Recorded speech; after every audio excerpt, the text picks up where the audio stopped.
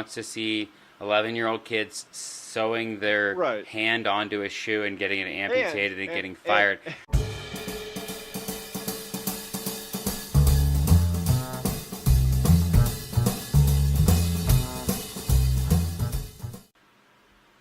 Welcome to another episode of the Left Mike, Right Mike show.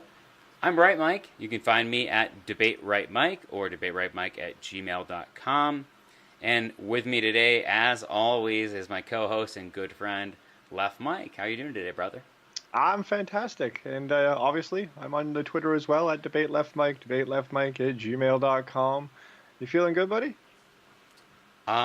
Feel amazing actually. It's been Perfect. a hectic week, but this is Made it something. through. This is a topic that I feel like we've been looking forward to talking about for a long time. And before we jump in, let me give a couple quick shout outs. Thank you, Patrick. Thank you, Andrew. You guys are both awesome. Thank you for supporting the show week in, week out. Means the world to me. And of course, the discussion. The discussion is the Yeah, important what are we part. talking about today? We're going to go trade. So this is a little bit interesting. Right, Mike and I are a little bit inverted on this. I'm actually a little bit more nationalistic, more protectionism on this one here. I don't like free Mind-blowing. trade. I don't like free trade. I would say that free trade is what is best for the global economy. I've seen one of the things that's been a big frustration for me within the Trump presidency has been protectionist trade policy. I just can't get on board with protectionist trade policy. Like, we're going to hit you with enough tariffs until you succumb, almost like it's a, It's a, genitalia measuring contest, if you want to call it that. And I Right. really don't think that's the best path forward. Right. So And it's tough. It's yeah. tough for me to get on board with the protectionist trade policies of the Trump administration. the interests of the global economy are best suited to free trade, right? And that goes with almost anything in terms of like free market, the same idea. The less regulations and rules that you have, the more efficient markets will be. However, Well, that's it is basic it is- economics, right? We can agree on that. right. But it is of my opinion, in both, you can take this, it's why I don't support completely free markets, and it's why I don't support completely free trade, that maximum efficiency is not always the best thing to have. So the reason that I don't like free trade, or just some of the things that we'll touch on, is number one, it hurts growing economies. So when you have smaller countries, especially ones that only have a few industries, if they can't compete on the global market in those industries, even nationally, the poverty levels are just going to become cyclical. There's no way to escape that without some protectionist policies. That's less of a factor for the U.S., obviously, where we're a major player and that we have economies of I scale. don't think we're going to agree on the being stuck at the bottom is a cyclical thing. I don't think that poverty in the United States is tied to trade, probably at all. This is more of Okay. an argument. Yeah, this is more of an Not the argument. association you were making, my bad. Right, yeah. This is more of an argument of why other countries, it would be fair for them to not have free trade. But my base argument in trade is that it's unfair to force an American business to compete with someone who's playing by different rules. And that's what you have, like especially in like the t-shirt example of, I've got to pay my employees right now $8 an hour, but let's call it 12. Where someone importing t-shirts, those t-shirts are being made for the labor on it is pennies per less than a dollar hour, or whatever. $1 a day, Mhm. and it's not Sure. fair for American companies to compete for that. So it would be fair to introduce a tariff or introduce a tax on the t-shirts coming into the United States to level the playing field for American businesses. That's probably one of my more foundational arguments against free trade. I just don't know why you would think that you want to pay $200 for like a pair of jeans that you could get for $11. As societies advance, you can't hold every country to the same labor standards that the U.S. has developed over a period of vast economic growth. Like, basically my thing is, like, I don't want to support sweatshops, right? I'm fine with not having to play by the exact same set of rules, and minimum wages are going to be different in other countries. That's fine, and not all of that is going to be favorable on the base level. I think that sounds like a beautiful idea in theory, not being like against sweatshops. No one wants to see 11-year-old kids sewing their Right. hand onto a shoe and getting it amputated and getting and fired. Like, that's right. all seems pretty horrific And I based don't on want the to see society we that. lived in. And I don't want to Live see in, that. rather. And I don't want to see that when there are people profiting from that at the expense of Americans. I think then you can have a little bit of nationalism and protectionism that says, all right, listen, if you want to be immoral, it's not our place to tell you not to be. Although with imperialism, we certainly make it our case a lot, but that's a completely different episode. If we were to force a standard that shoes to be sold in the U.S. have to produce a whatever standard, we're going to start wasting a lot of time in the U.S. making shoes that could be made a lot cheaper elsewhere. Maybe some hands get sewn to some shoes. I'm not saying that's a good thing.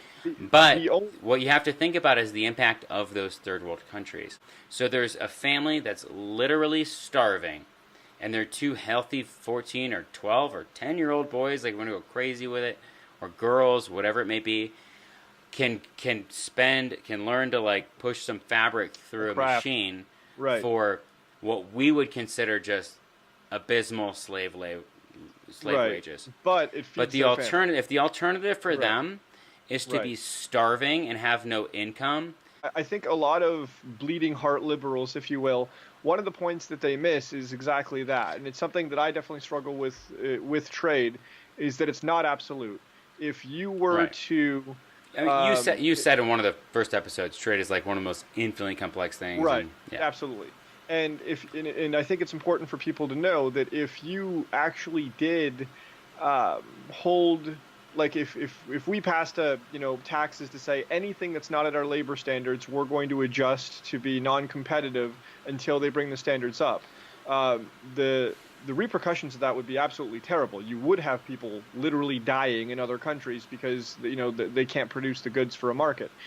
So it is important to remember that yes, there are situations that are child labor, right? A 14-year-old going to work in a factory, but it is mutually beneficial to all parties involved. That can't get ignored, and I'm willing to concede some ground on that because that's just it's absolutely the case. If they're making pennies and the factory owner is living 5,000 times the standard of living, those people are being exploited, and that's a problem. And I think that happens to some degree. I think that happens in the U.S. as well, but certainly not nearly to the same extent. So my concern is twofold. Number one, certainly, yes, the safety of workers, and that goes for child labor all the way into adult labor, and the conditions that they're working in. It shouldn't be, I don't want sweatshops, right? Factories are fine, sweatshops are not.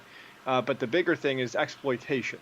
That's where, to me, there's a moral line that has been crossed, right? But just because someone is willing to work for a certain wage and a starvation wage, that doesn't mean it's a morally acceptable contract, because they have no other choice. We will disagree there, to be honest. I mean, if your choice is to go work for 10 cents an hour or die, you can't tell me that 10 cents that's fine and that's legitimate. You didn't say more. You said moral.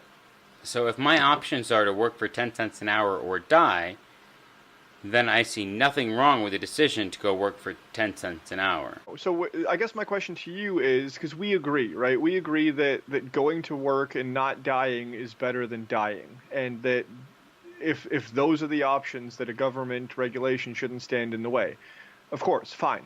My question to you is, where do you draw the line between employment and exploitation, right? Because I'm sure you can agree, just because someone is willing to work for something, that doesn't mean that they're not being exploited. Is it possible for an employer to exploit their wage employees?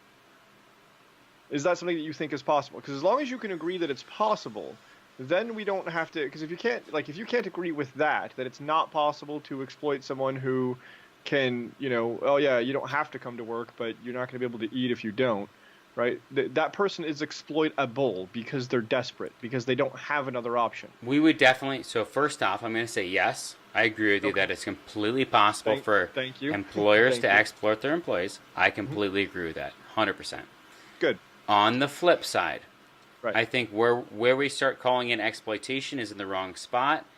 And the bigger part of that for me is why the exploitation is so possible. why it's easy to do. And that's where we get to a really more core disagreement around our philosophies with government and everything else is I don't think it's possible to exploit people as easily when you don't have the government stepping in and saying you can't do this and you can't do that and whatever. So I think it's the government intervention that stops the free market from working and therefore creates most of these problems in the first place. Let me ask you this then, and again, tying it back into trade. Obviously, now what we're looking more at the idea that the reason that I don't support free trade is this exploitation. So not so much of a side tangent, but my question is this. I think it's a fair point to talk about exploitation too. No, I think it is because too. there are so legitimate concerns there. The free market of the United States has already proved that it will be exploitative, right? That's why we have labor standards. That's why we don't allow people making, a few dollars today to get sent into coal mines with no mindful, right? The free market has already demonstrated that it will exploit workers when profits are at stake.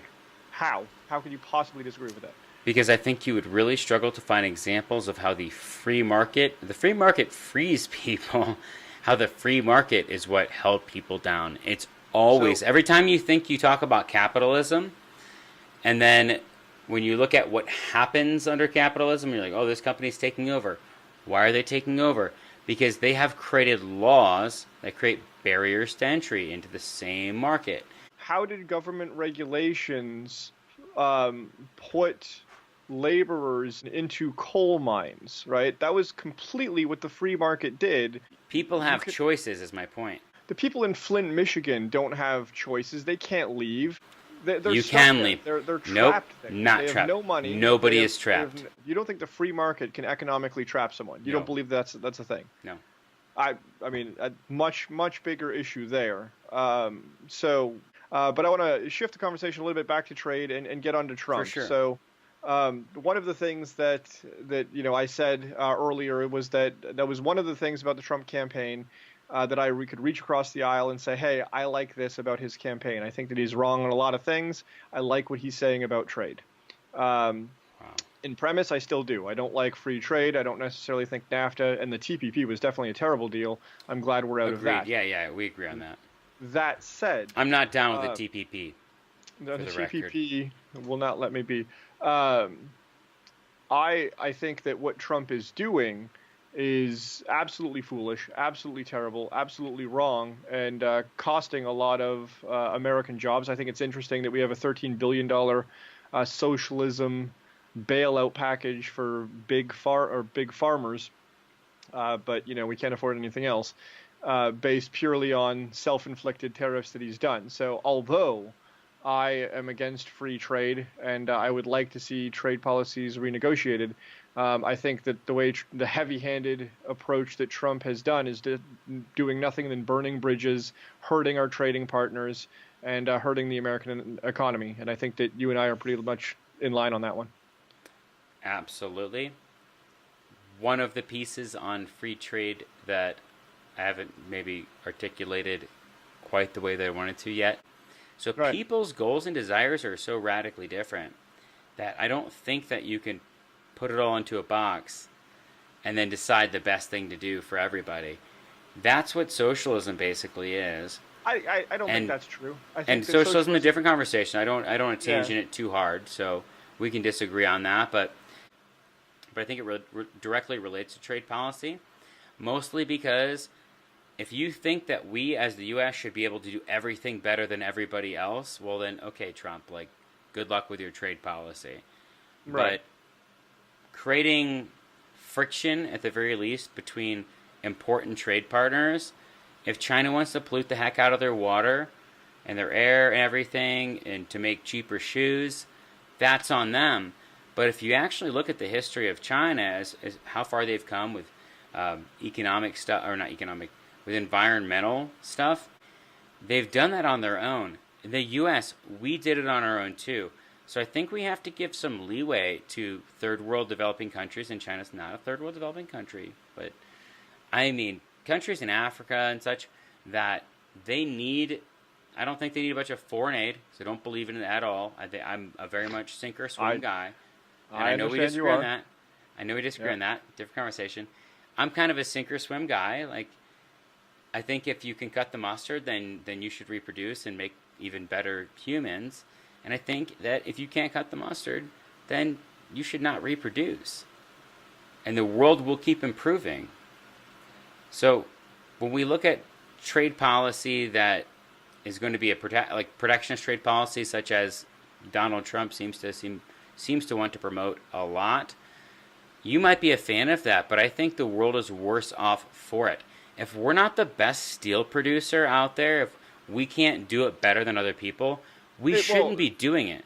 Instead of we're getting beat by other people because they have different safety standards or whatever, well, that's a boon to them because they are now building an economy, they're building wealth and everything, even though they have some worse air quality standards and stuff, Yeah, I was whatever. gonna say, how do you not see that that's opening the door for the exploitation of citizens? Let me use India as an example. I believe it's, and I apologize, I think it's Pepsi. It might be Coke, but I'm pretty sure it's Pepsi.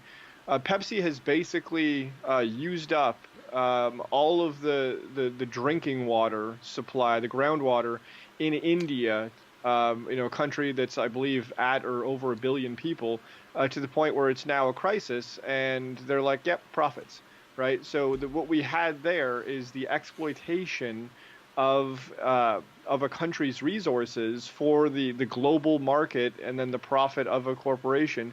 I think things like that, like when you see that happening as a country, you should step in and say, no, we're going to tax that. That's not fair. So what you're saying, they invaded India and stole their water, right? They didn't invade. They opened up a business there. I don't remotely know the details of the story they're talking about. I won't pretend to, but right.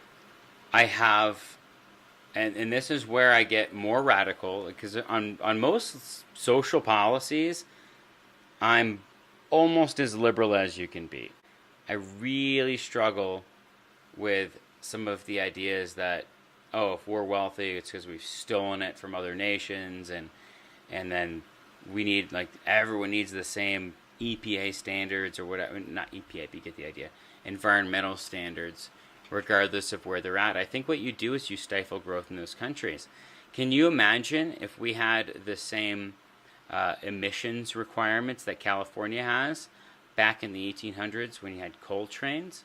No, but everything progresses. Everything's allowed to progress. That's but you can't just dumb and not efficient. You can't just say, "Oh, your company isn't advanced as ours, so therefore we're going to shut you down and we're going to stifle your economy."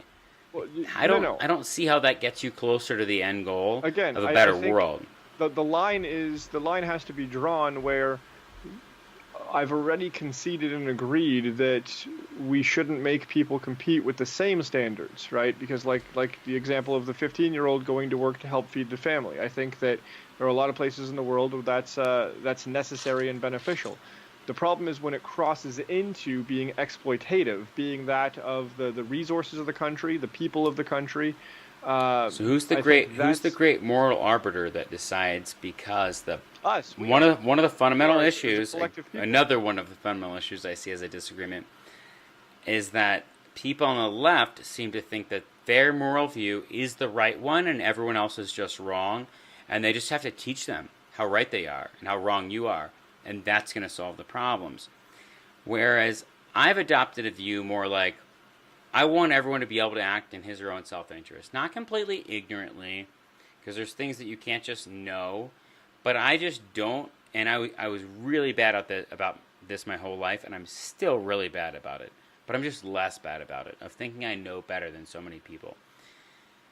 Letting go of that a little bit has been huge, because even if I think I know everything about somebody, there could be a whole bunch of backstories and things that they're not willing to share with me, and they're a totally different person. And right. I don't want to assume moral superiority in that my decision that I could make for them. And as soon as you create a law, you're basically saying, "Oh, we're smarter than you, so we're going to make this decision for you."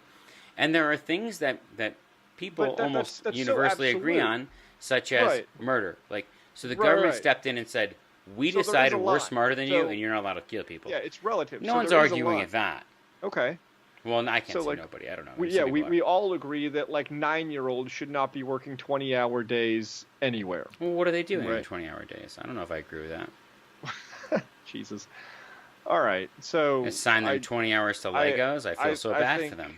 I think that in my closing remarks there, I don't abide by the completely humanitarian idea that we should hold all companies to the same high standards of the United States, because that would indeed do a lot more damage, collateral damage, than good. I think it's great to strive for, but you can't just flip that switch and make it happen without doing a lot of bad things to otherwise good people. I think that the reason that I don't support free trade, and I support always examining a complex subject, is to reduce and minimize the exploitation of resources, namely people. In a utopian society where everybody was pretty much on the same page, free trade itself would be amazing.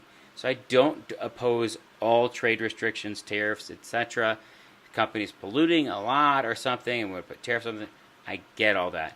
I think we've gone way too far with it. I do not like, Donald Trump, who I voted for. I do not like his protectionist trade policy, not one bit. I think he has this mindset towards trade of, winners and we're losers. The biggest. Yeah, I'm going to bully you. I'm going to beat you at trade. The biggest thing, and just a quick remark here, the biggest thing with the Trump, and there's a couple of great articles on this. I'll try to dig some up and put them in the description. But he sees trade as a zero-sum game. That for every winner there must be a loser, because that's how it is in real estate for the most part, and a lot of the deals that he's dealt with. And that's just not the case, right? There are mutually beneficial trade policies. Win. It's like, I won, you lose. Win. Yeah. We're going to give you a little bit more headway on steel. You're going to give us a little more headway on grain.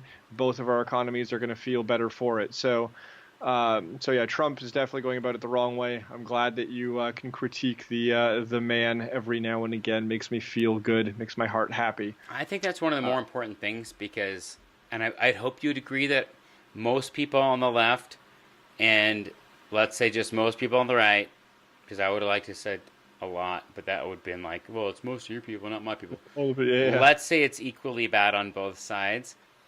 I think one of the biggest problems is people aren't willing to listen and talk, which is exactly why we created this show. That's why we're here. That's why we're here. That's Absolutely. exactly why we're here. And actually, with that's a good segue. I don't know if that was intentional, but with that, I think that's going to do it for another week on us. I'm on the way out here going to very quickly say how excited I am, because it's my preferred platform. And the last major one we were waiting for. We have been approved. We are now fully on Spotify.